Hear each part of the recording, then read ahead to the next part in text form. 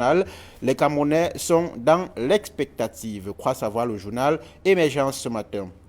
On va sortir de cette revue de presse ce matin avec le tri-hebdomadaire L'Heure du Sahel qui titre Logon et Chari enquête sur les événements de Ngamé et Abou Dangala. C'est à lire en page 3 du journal. Nous retournons en plateau pour ce début de semaine et comme de tradition, nous recevons deux confrères. D'abord Bernard Batana, bonjour, bon début de semaine. Alors bonjour Donabis Kamgang. Bonjour Thierry Niopé. Good morning Nord-Ouest, good morning Sud-Ouest. C'est un plaisir d'être là pour parler des choses de la cité. Merci Bernard d'être là. Vous avez dévoilé votre vis-à-vis, c'est bien Thierry Niopé. Monsieur le directeur de publication, bienvenue.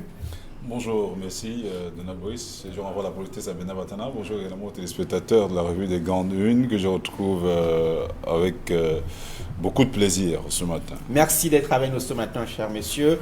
Nous ouvrons cette revue, revue des Grandes Unes avec, comme de tradition, le quotidien La Nouvelle Expression qui titre Chambre des comptes, Tamto et Nietzsche exige des comptes. Le président du MRC et le député du SDF demandent que le rapport d'audit soit publié et que les détourneurs des fonds Covid soient poursuivis. Bernard, vous comprenez ces sorties de Maurice Kamto et de Jean-Michel Nietzsche? Alors, après le report de la publication, on le rappelle, du rapport de la Chambre des comptes sur le scandale, ce qui convient désormais d'appeler le Covid-Gate. Alors, cela fait suite, il faut peut-être faire un retour en arrière pour replacer. Cela fait suite à un rapport de la Chambre des comptes de la Cour suprême qui est allé sur la place publique et qui impliquait beaucoup de membres du gouvernement. Et ce rapport, c'est au sujet de la gestion des fonds Covid-19. Et on parlait de 180 milliards partis en fumée. Et dans ce rapport, plusieurs ministres étaient impliqués, plus particulièrement le ministre de la Santé et celui de la Recherche scientifique. Donc, l'affaire était sur la place publique.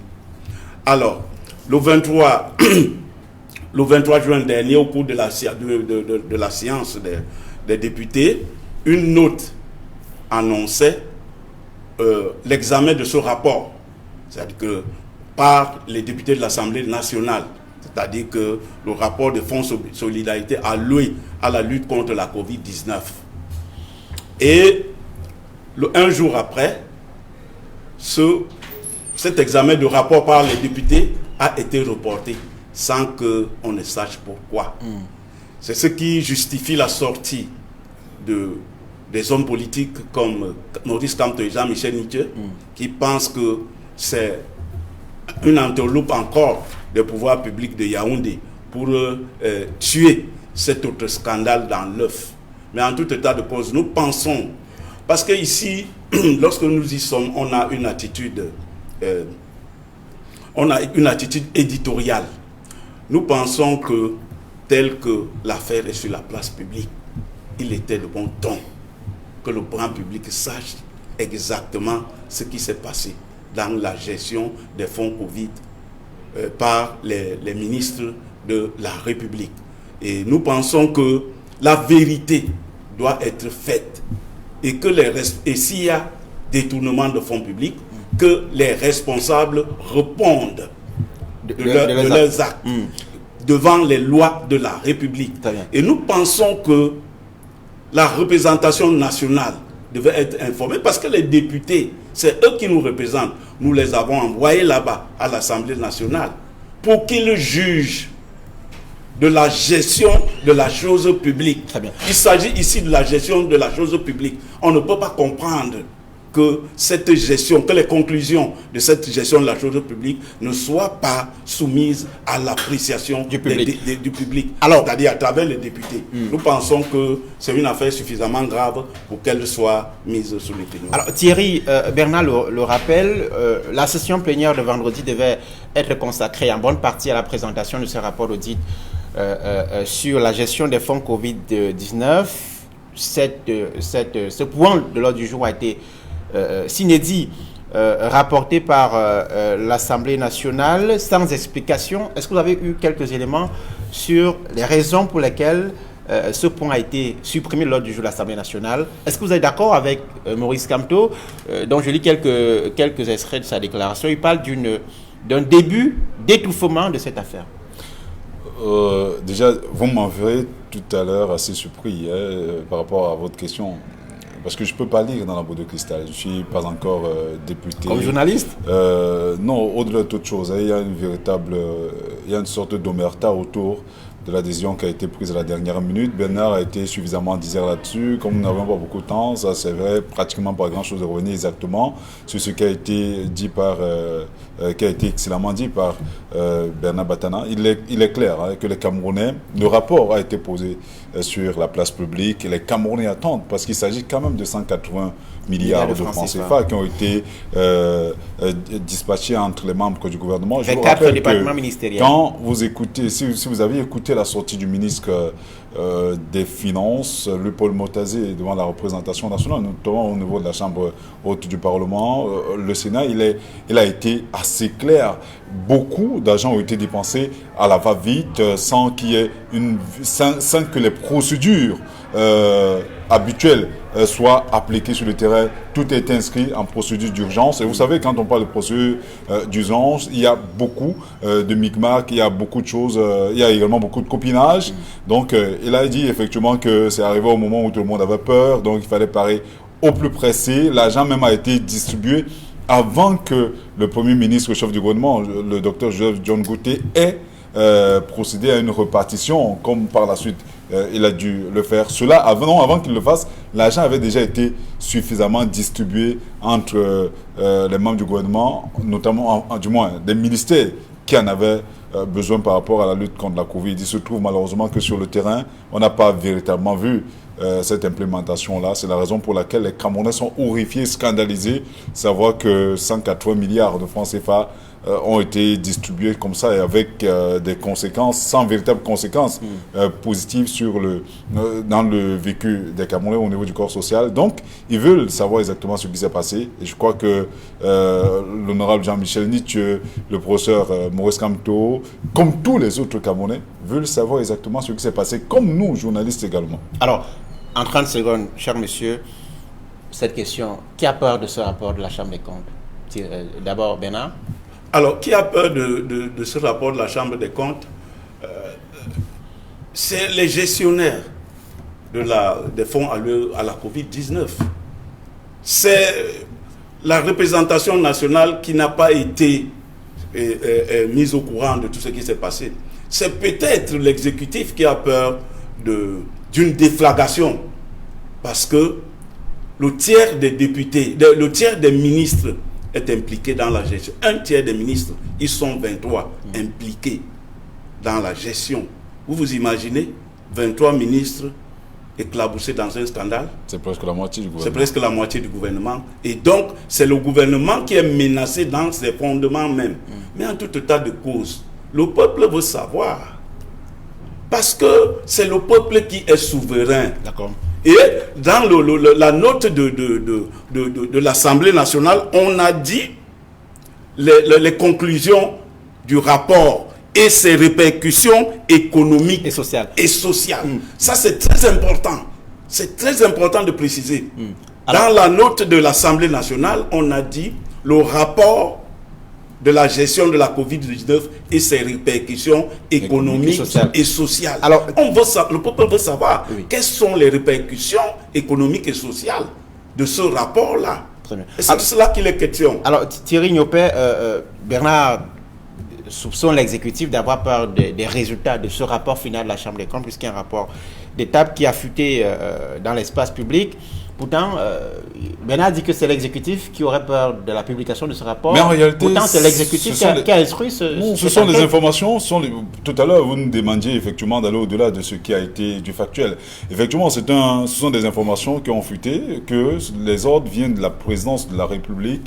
Donc, on ne peut que comprendre la réaction de Bernard sur le sujet. Effectivement, quand on parle de presque la moitié du gouvernement, il y a de fortes raisons de craindre le pays. C'est la raison pour laquelle certains observateurs, avec la scène politique camerounaise et même sociale, avaient laissé entendre effectivement qu'au terme de ce rapport, des conclusions de ce rapport, qu'il y aurait un remaniement ministériel qui devra en principe sonner le glas de plusieurs ministres. Parce qu'en réalité, on ne peut pas être impliqué dans un scandale comme celui-là de détournement de près de 40 milliards de francs CFA pour ce qui est du ministère de la Santé publique ou du ministère des Relations extérieures. Je vous rappelle effectivement qu'il y a également un autre scandale autour de la fabrication des médicaments génériques qui auraient pu permettre aux Camerounais de faire face de manière efficiente à cette crise-là. Mais à la dernière minute, les autres sont une fois de plus venus de la présidence de la République demander effectivement que, au lieu de fabriquer localement ces médicaments-là, il fallait plutôt les importer. Donc il y a plusieurs scandales qui s'enchaînent comme tels et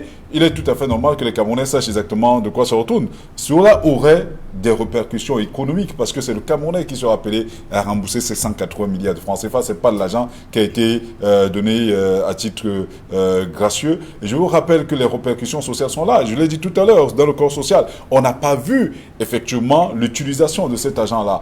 Qu'est-ce qui a été fait par le ministère des Enseignements secondaires qui a touché une enveloppe, le ministère des Enseignements de la Recherche scientifique et tous ces autres ministères, il y en a à peu près 23. Est-ce que les Camerounais ont ressenti cela dans leur quotidien? Non, véritablement, parce que nous sommes tous des Camerounais, nous vivons au quotidien et on fait le tour dans ces différents ministères-là, ne serait-ce que pour la collecte de l'information. Il n'y a pas véritablement eu cet impact sur le plan social. C'est pour cette raison que cela suscite le courroux des uns et des autres. Alors, on pourrait parler de ce sujet pendant 2 jours. Chers messieurs, on va passer à autre chose. Je vous suggère de dire un mot sur la une de Le Messager ce matin. Jean Ndieu Momo, au nom de la bouffonnerie, s'exclame le Messager avec un chapeau. Champion des excentricités et des dérives rhétoriques sur la toile, le ministre délégué à la justice vit mal la psychose d'être débarqué du gouvernement au prochain remaniement. Bernard Batana, vous comprenez la une de Le Messager? Alors, je suppose que cela fait suite à la sortie du ministre délégué à la justice sur l'affaire de la sextape. Pour dire que, en réalité, le ministre... Je rappelle qu'il s'agit de quoi? Il a pris une position en faveur de notre confrère impliqué dans cette affaire et ensuite s'est rebiffé. Il s'est rebiffé. Mais il faut dire que cette affaire a charrié beaucoup de commentaires et autres là. Mais il faut dire que l'affaire de sextape, ce n'est que la partie visible de l'iceberg. Parlons de l'attitude du ministre de la Justice. Oui, mais le ministre serait utile pour les Camerounais s'il avait entrepris une campagne d'information contre les dérives. Il ne suffit pas de supporter un journaliste qui a été convaincu de dérive. Parce que moi ici je parle de dérive et qui a été sur la place publique comme étant un mauvais exemple. Ça, il faut le dire. Un mauvais exemple. Mais ce n'est que la partie visible d'une société à la dérive. À la dérive d'une société. Donc, il faut que le gouvernement sorte pour mettre des mécanismes tels que les dérives là. Tels que les dérives là n'aillent pas plus loin. C'est de cela qu'il est question. Alors, il ne s'agit pas de supporter un individu qui est convaincu de dérive. Thierry Nyopé, l'avocat Jean Ndieu Momo, aujourd'hui ministre délégué à la justice, insisté sur la présomption d'innocence. Il faut dire effectivement que je reviendrai pas sur toutes les sorties qui ont entouré malheureusement la position de maître Jean Ndieu Momo, parce qu'il a essayé de faire le distinguo entre le ministre et le citoyen lambda. Mais une chose est sûre, il est difficilement la frontière entre le citoyen et la fonction est assez où le membre du gouvernement est assez mince, assez exigu, au point où on ne peut pas toujours faire le distinguo. Voilà. Donc lui en tant que membre du gouvernement, lui en tant qu'avocat, lui en tant que militant des droits de l'homme, parce qu'on l'a vu, souvenez-vous de l'affaire des 9 de Bépanda, aurait adopté une posture plus responsable, plus avant-gardiste, parce qu'effectivement, il gère un portefeuille assez délicat, effectivement, avec des relents, parce que cette affaire est une affaire pénale, qu'on le veuille ou pas. Donc, il aurait pris cette posture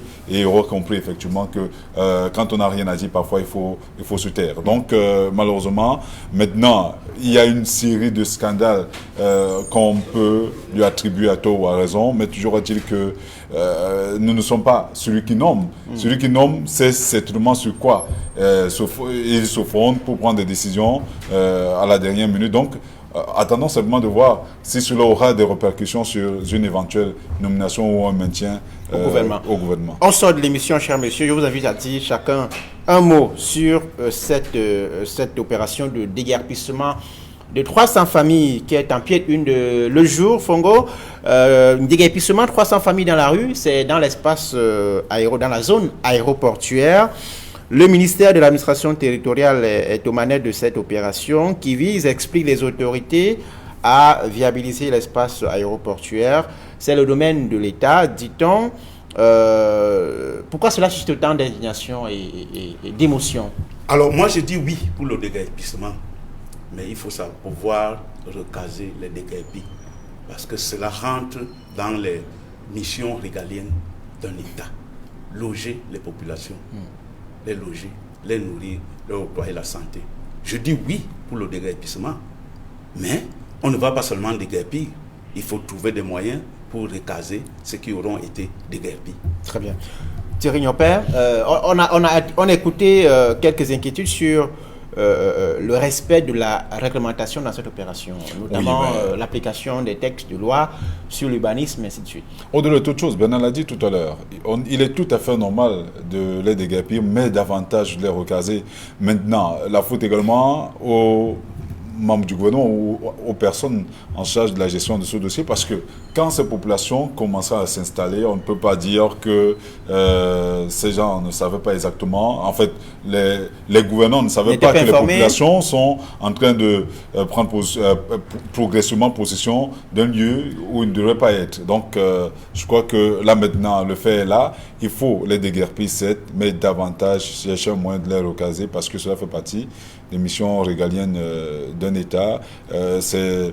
Ça fait mal parce que ce sont des investissements quand même consentis pendant de longues années, et du jour au lendemain se retrouver dans la rue n'est pas toujours chose aisée. Mais il faut également savoir qu'on ne s'installe pas sous un lopin de terre comme ça, sans prendre des dispositions nécessaires. Donc maintenant, chacun devrait tirer les conséquences de ce type d'acte.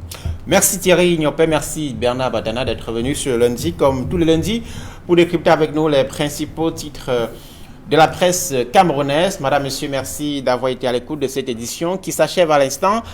Dans quelques minutes, vous retrouvez l'émission 10-12 le Zénith. Quant à moi, je vous retrouve demain mardi pour la deuxième édition de la semaine. Excellente journée à tous sur notre antenne.